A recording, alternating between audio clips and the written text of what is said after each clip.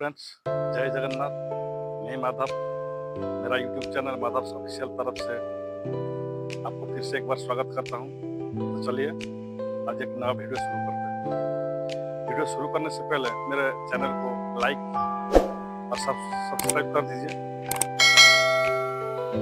Vladimir Putin Russian politician और Russia का president है। 2012 से रशिया का प्रेसिडेंट रह चुके हैं and he is the longest serving Russian president. इससे पहले रशिया का भी प्राइम मिनिस्टर रह चुके हैं।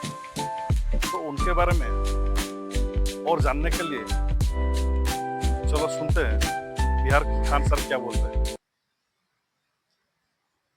जय हिंद। देखिए 1952 में जन्मे व्लादिमीर पुतिन की पूरी जीवन को समझते हैं कि वो कैसे इतने शक्तिशाली हो गए और किस तरह से जिस व्यक्ति को कोई नहीं जानता था वो रूस के जैसे विशाल देश पर इतने लंबे समय तक राष्ट्रपति रह गया। देखिए व्लादिमीर पुतिन का जन्म 1952 में एक बहुत ही नॉर्मल फैमिली में हुआ था। इनके पिता सोवियत संघ में एक नेवी में अपनी सेवा देते थे। उस समय नियम था कि हर परिवार के लोगों को सेना में सर्व करना है, जैसे आज इजराइल में है वहां पर। तो ये नेवी में सर्व करते थे और इनकी माँ एक छोटी सी फैक्ट्री में वर्कर थी। इनका जीवन बहुत ही साधारण परिवार में बीता। ये पढ़ने में उस समय एक साधारण विद्यार्थी थे। उससे आगे अगर इनकी जर्नी को देखते हैं तो 1975 में ये रूस की खुफिया एजेंसी केजीबी को ज्वाइन करते हैं और 1975 में एक सीक्रेट ऑफिसर बनते हैं। इन्हें कई अलग अलग देशों में भेजा गया देश की सेवा करने के लिए, जहां पे इन्होंने बखूबी अपना रोल निभाया। इनकी जीवन में सबसे बड़ा बदलाव कब आया? जब 1989 में जर्मनी रूस के खिलाफ होने लगा। जर्मनी में पहले रूस का प्रभाव था, ये जर्मनी और रूस में आधे जर्मनी के बीच में एक दीवार चलाई गई थी जिसका नाम था बर्लिन की दीवार। इस साइड का हिस्सा रूस से प्रभावित था और इस साइड का हिस्सा अमेरिका से प्रभावित था।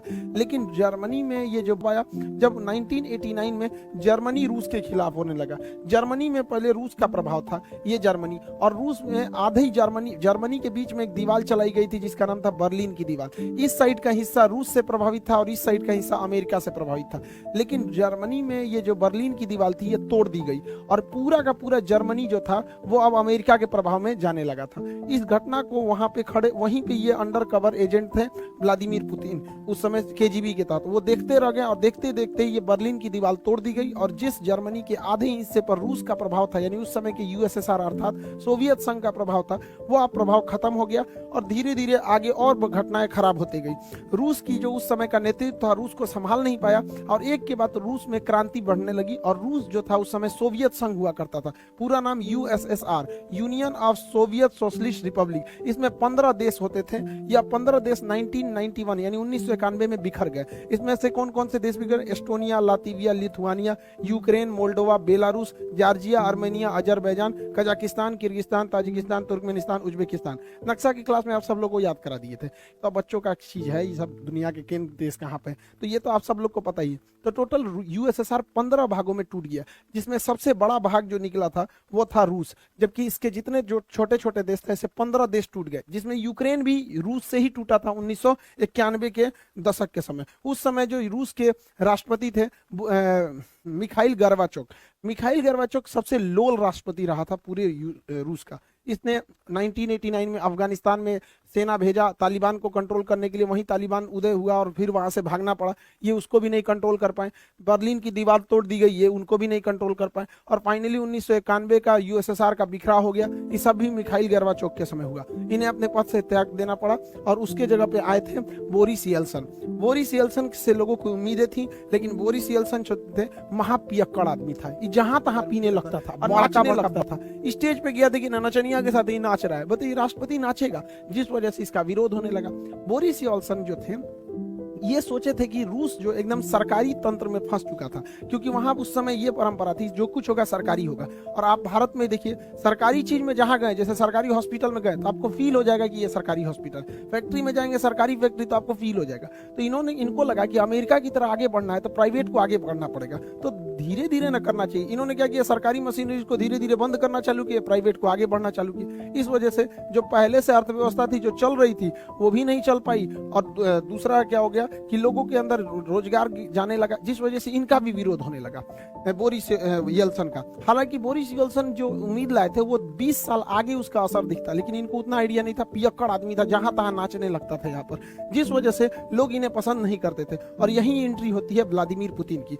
ये साल हो जाता है 1991 जब यूएसएसआर टूटा, और इस समय तक व्लादिमीर पुतिन लेफ्टिनेंट कर्नल बन चुके थे। इस समय इनकी जो मुलाकात होती है वो रूस का सबसे बड़ा जो शहर है सेंट पीटर्सबर्ग, सेंट पीटर्सबर्ग के मेयर थे एंटोली सोबचक, एंटोली सोबचक से मुलाकात होती है व्लादिमीर पुतिन की। और ये क्या करते हैं, सोबचक व्लादिमीर पुतिन को सेंट पीटर्सबर्ग का डिप्टी मेयर बना देते हैं, और यहीं से कहानी शुरू होती है व्लादिमीर पुतिन की। जैसे ये डिप्टी मेयर बनता है, इसने वहां के जितने करप्शन थे उस सबको खत्म करने लगता है, व्यवस्थाओं में सुधार लाने लगता है, यह परिवर्तन सड़कों पर दिखने लगती है। और सेंट पीटर्सबर्ग जो कि पूरी तरह से रूस का सबसे बड़ा शहर था, वहां से एक नाम उभर के आता है कि एक नाम व्लादिमीर पुतिन, जिसने सबको सुधार दिया, जिससे कि लोग वहां के प्रभावित होते हैं। लेकिन एक शहर पे कितना काम कर दीजिएगा, नेशनल लेवल तक उतना नहीं पहुंच पाता, उन भी 1991 के समय जब मीडिया उतना ज्यादा नहीं था।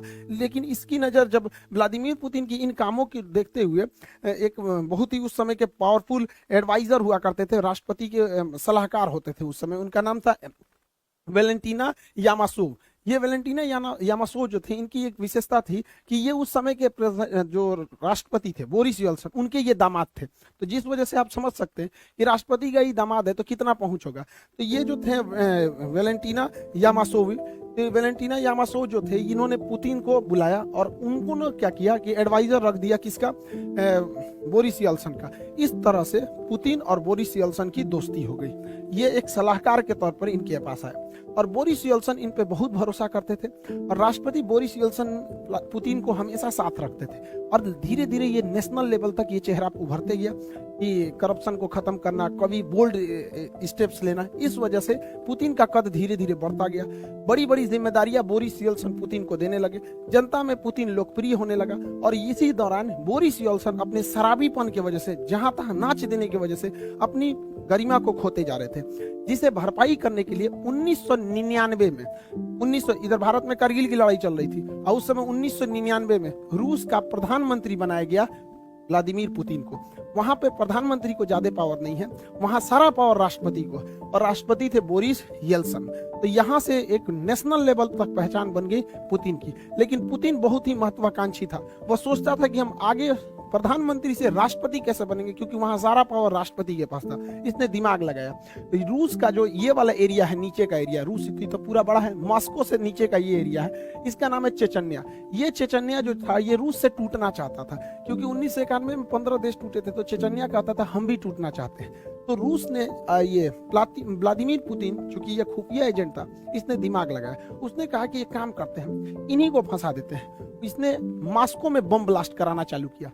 ध्यान से समझिएगा, यह बम ब्लास्ट खुद पुतिन करा रहा था, जो खुद उस देश का प्रधानमंत्री है, और इल्जाम लगा दिया किस पर, चेचन्या पे, कि चेचन्या के लोगों ने ब्लास्ट कराया है। और ये अगस्त से सितंबर 1999 तक धड़ाधड़ रूस में जहां तहां बम फूट रहे थे।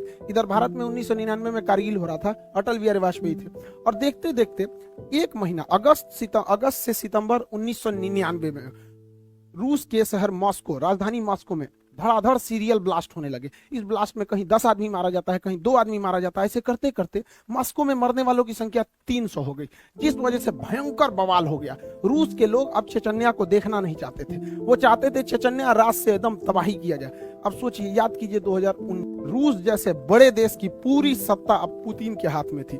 पुतिन सन 2000 में चुनाव जीते, और 2000 में जब चुनाव जीते तो रूस के संविधान के हिसाब से कोई भी व्यक्ति लगातार 2 बार तक राष्ट्रपति ही बन सकता है, 2 बार से ज्यादा लगातार नहीं बन सकता है।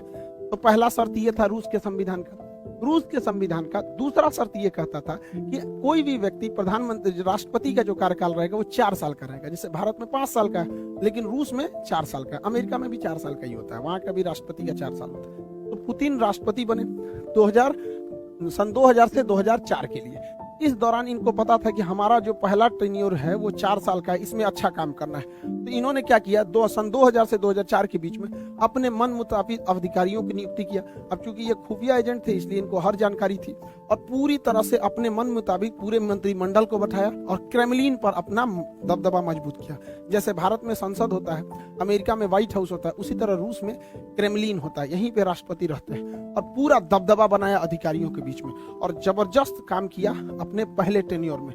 रूस की जो जीडीपी थी वो 93% की रफ्तार से बढ़ी थी। लोगों को लगता था कि भगवान मिल गया पुतिन को, लेकिन पुतिन बहुत महत्वाकांक्षी था। उन्होंने अपना पहला कार्यकाल पूरा किया सन 2000 से राष्ट्रपति के रूप में, सन 2000 से 2004 के बीच में। एक टेन्योर हो गया, 4 साल का ही होता है। दूसरा टेन्योर उन्होंने पूरा किया 2004 से 2008 के बीच में।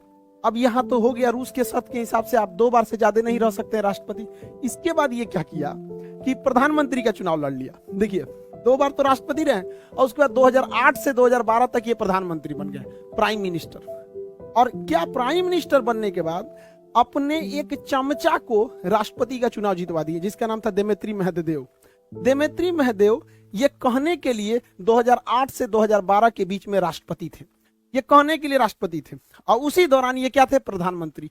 ये इतना शातिर इंसान है कि संविधान में संशोधन कर दिया और कहा कि इस दौरान राष्ट्रपति की शक्तियां प्रधानमंत्री के पास आ जाएंगी। तो ये काम के राष्ट्रपति रह गए, और ये पूरी की पूरी शक्ति का प्रयोग 2008 से 2012 के बीच